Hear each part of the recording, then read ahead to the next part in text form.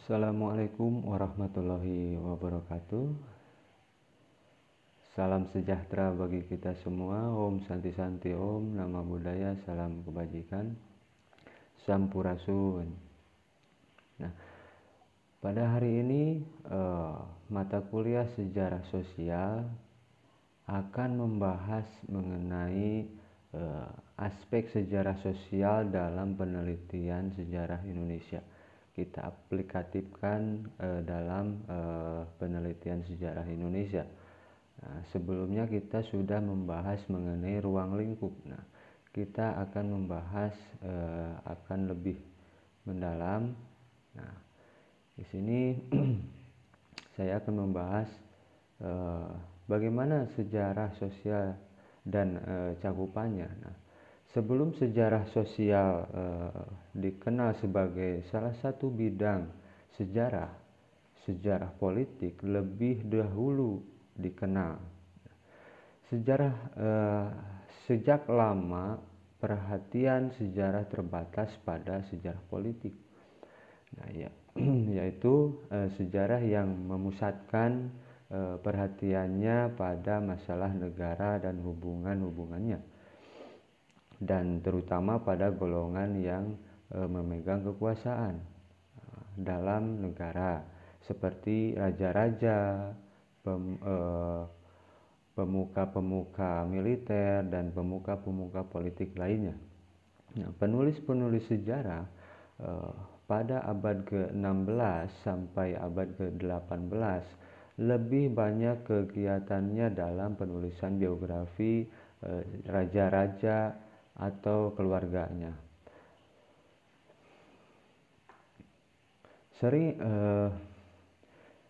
mereka dipekerjakan oleh raja-raja untuk melakukan penulisan tersebut, seperti halnya terjadi di Jawa dengan penulisan babad oleh pejuang-pejuang keraton.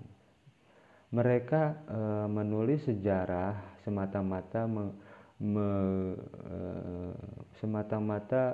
mengagung-agungkan kemasyhuran dan kebesaran raja, dan bukan untuk menceritakan kehidupan rakyatnya.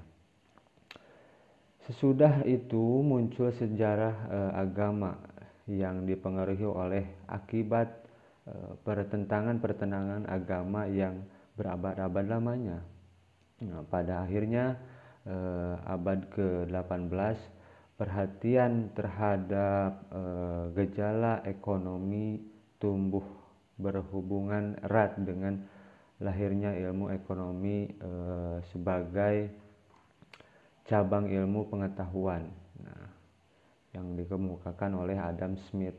Nah, karena itu tumbuhlah sejarah ekonomi pada abad ke-19. Nah, sejarah hukum atau legal history juga muncul pada pertengahan abad yang sama, dan kemudian diikuti oleh pertumbuhan cabang-cabang sejarah isinya seperti sejarah sosial, sejarah kesenian, sejarah kebudayaan, peradaban, dan sejarah pemikiran atau intelektual.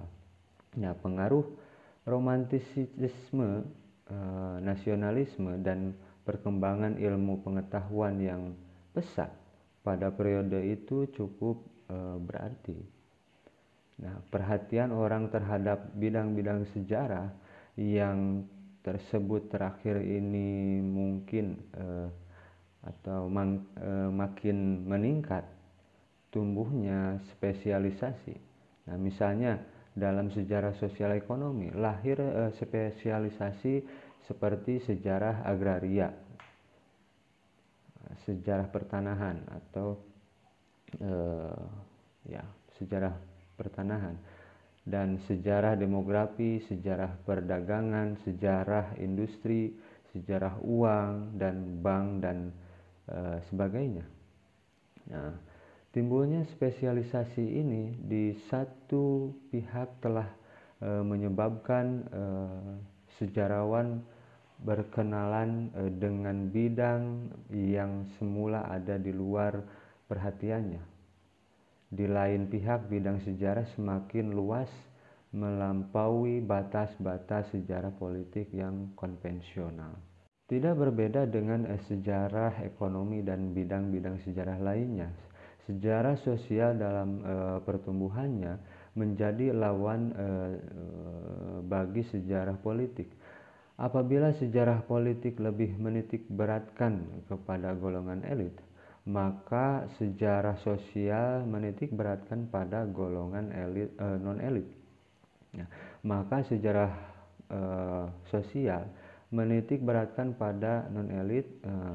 Ini jadi keterbatasan sejarah politik dalam menjelaskan atau menerangkan proses sejarah ingin dilengkapi oleh sejarah sosial dengan mengungkap proses kehidupan yang ada di bawah permukaan sejarah sosial yang konvensional.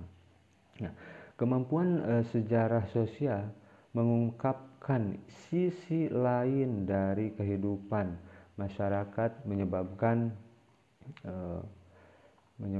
sejarah sosial semakin mantap kedudukannya. Selain itu, adanya teori atau konsep-konsep sosiologi yang dipergunakan dalam pendekatan sejarah dengan sosiologi menjadi lebih dekat. Tetapi juga telah membuat sejarah menjadi lebih peka terhadap masalah-masalah sosial dalam penelitiannya. Dalam arti luas, objek sejarah sosial mencakup segala segi kehidupan masyarakat selain kegiatan politik. Sering erat hubungannya dengan bidang sejarah lainnya, sehingga sering sulit dibedakan secara tegas.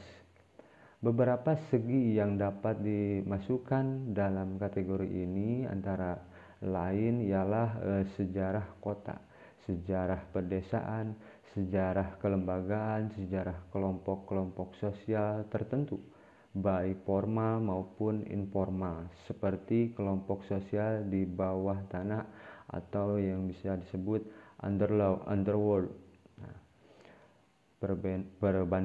perbanditan, perampokan, dan yang sejenis, serta segi-segi lain yang berhubungan dengan kehidupan sosial suatu masyarakat atau kelompok masyarakat tertentu. Secara sempit, sering perhatian sejarah sosial lebih dipusatkan kepada problem-problem sosial seperti kemiskinan, kelaparan, kebodohan, keterbelakangan, dan kemerosotan moral.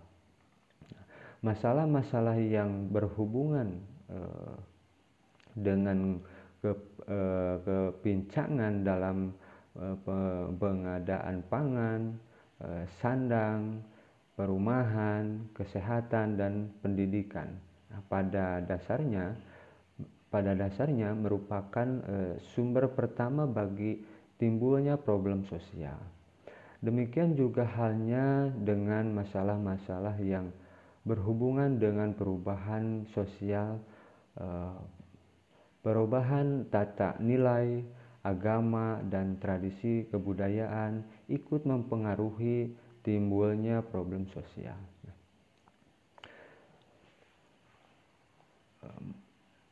Permasalahan yang selanjutnya adalah kedudukan sejarah sosial dalam historiografi Indonesia. Penggarapan sejarah sosial merupakan salah satu langkah-langkah menuju dekolonisasi historiografi Indonesia. Historiografi kolonial yang dirasakan sudah tidak relevan lagi dengan sejarah nasional Indonesia. Dalam beberapa segi dapat dipenuhi dengan penggarapan sejarah sosial. Dengan melalui penggarapan ini, kepincangan-kepincangan yang terdapat dalam hubungan dalam historiografi kolonial dapat segera dapat diatasi tidak saja melalui perubahan aspek dinamis dari masyarakat Indonesia, dari peran pasif ke peran yang aktif dalam proses sejarahnya. Nah, penggunaan berbagai segi kehidupan sosial dari berbagai kelompok masyarakat, dari berbagai lingkungan komunitas akan memperjelas gambaran sejarah masyarakat Indonesia dari masa lampau yang telah diabaikan dalam historiografi kolonial. Peneliti sejarah sosial baik di lingkungan masyarakat kota maupun desa akan ikut menyumbangkan perkembangan historiografi Indonesia modern dan memperluas cakrawala sejarah nasional Indonesia. Nah, selanjutnya masalah yang kita bahas mengenai aspek sejarah sosial dalam penulisan sejarah kota, beberapa kemungkinan. Nah, untuk menentukan segi-segi sejarah sosial yang patut diperhatikan dari suatu sejarah kota dapat dilakukan melalui berbagai cara, seperti mengenal tipologi kota pusat, pertumbuhannya dan struktur sosialnya. Nah, berbagai tipe kota yang terdapat di Indonesia pada dasarnya dapat dibedakan atas tipe bekas kota kerajaan, kota kolonial, kota administratif, kota dagang atau industri, kota pedalaman, kota pantai, atau tipe kota campuran.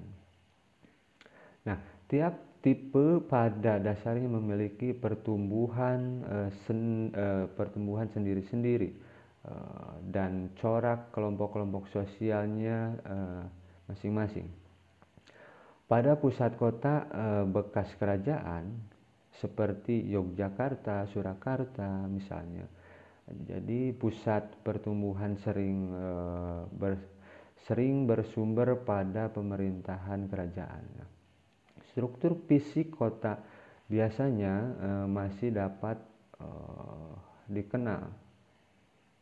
Nah, kelompok sosial dan yang mendiami kota ini juga masih dapat dikenal ciri-cirinya, seperti adanya golongan bangsawan, golongan priayi, dan golongan orang kebanyakan atau wong cilik.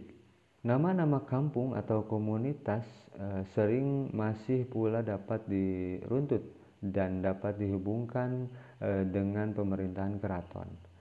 Status dan kewajiban dari kelompok sosialnya yang hidup dalam kampung-kampung semula juga memiliki hubungan dengan keraton. Penggarapan sejarah kehidupan kelompok sosial di lingkungan kota semacam ini adalah memungkinkan. Jadi demikian juga pada kota-kota kolonial dapat diperhatikan kehidupan dari golongan-golongan sosial yang berbeda-beda menurut ras dan kedudukan dalam pemerintahan kolonial. Di lingkungan kota administratif, kelompok sosial pamong praja atau priayi sering lebih menonjol lainnya, sehingga segi-segi kehidupan dari kelompok ini dapat diperhatikan. Di kota-kota dagang, kelas pedagang memiliki peran penting dalam kehidupan kota dan sekitarnya. Biasanya sifat multi etnik pada kota-kota dagang menonjol. kelompok sosial yang lain yang mungkin dapat diperhatikan pada kota dagang atau kota industri adalah kelompok buruh, pekerja, imigran yang datang dari daerah pedalaman atau daerah lain. Sering tata ruang lingkungan kota dipengaruhi oleh jenis central growth yang dominan pada masing-masing kota. Keadaan tata ruang ini ikut mempengaruhi permukiman dan kelompok-kelompok sosialnya. Tidak jarang pertumbuhan kota ikut ditentukan pula oleh potensi daerah pedalamannya, seperti tersedia tidaknya dagangan di kota-kota pelabuhan atau kota dagang. Nah, adanya hubungan perdagangan antara kota-kota dan pedalaman atau perdesaan sering memberikan tempat bagi golongan pedagang perantara untuk menjadi pengusaha dalam sektor ekonomi antara daerah ini. Penggarapan kelompok pedagang perantara ini dapat pula diperhatikan dalam sejarah sosial.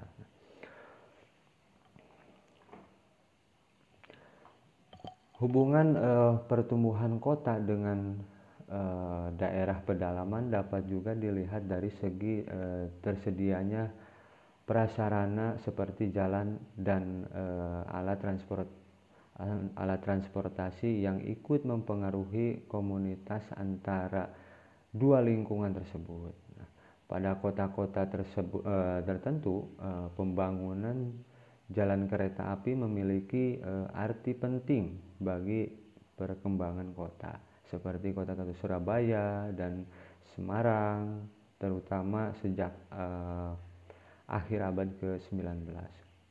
Nah, jaringan komunitas ini sering ikut memperkuat sentralitas kota terhadap lingkungan daerah sekitarnya, dan dalam beberapa juga memperkuat jaringan perhubungan kelompok sosial pemegang ekonomi antar pusat kota dan daerah pedalaman.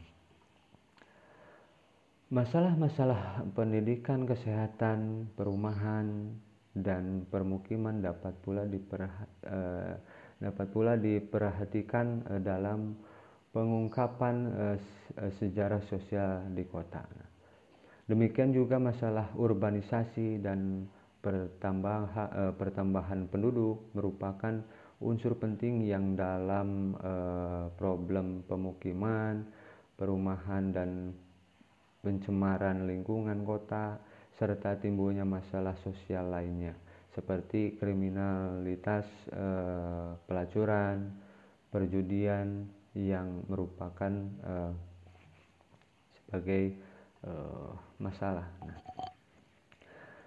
di sini penulisan sejarah sosial sangat penting bagi perkembangan historiografi Indonesia dan wawasan sejarah nasional Indonesia.